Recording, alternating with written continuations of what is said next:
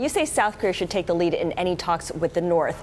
Before we get to that, though, it's clear from what the president was saying is that he's seeking some kind of deal. He wants to make a deal here with the North.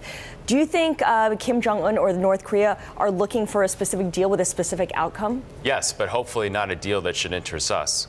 Kim has said he is willing to negotiate bilaterally with the United States, but that the nukes are off the table, and he's only interested in negotiating a peace treaty with us and an end to our hostile policy, which is code for us disavowing our defense treaty with South Korea and in some extreme cases even with Japan. A peace treaty then would feed the North Korea false propaganda narrative that it was a war between North Korea and us and not between North Korea and South Korea.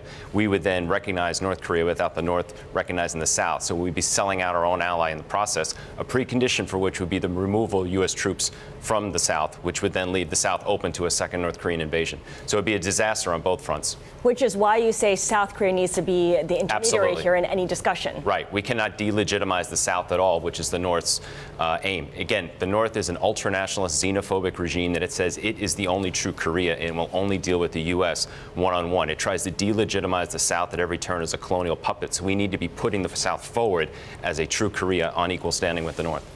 So when we hear the president say something like Pyongyang should come to the table, should we read anything else into that, or is that President Trump just sort of expressing a hopeful sentiment about what eventually could happen? This has always been my fear with Trump, going back to the campaign where he said he would meet Kim one-on-one for a hamburger and Coke. And recently as May, he said he would be honored to meet Kim Jong-un, that he would believe so strongly in his own powers of persuasion that he would go around our ally and cut some kind of deal. Because there's no good way out of this so long as the North Korean regime sticks around, which is why I think really draconian sanctions, including secondary sanctions on Chinese entities and banks, is the best way to go. From where you sit, have the sanctions that have already been announced, have they had any effect? We don't know. You look at Iran, it took 3 or 4 months, 3 or 4 years to get them to be serious. South Africa, it took a generation to end apartheid.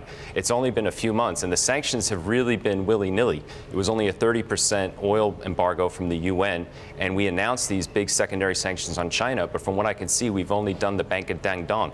The major banks and entities that are enabling North Korea, we've left them off the table, and I don't know why.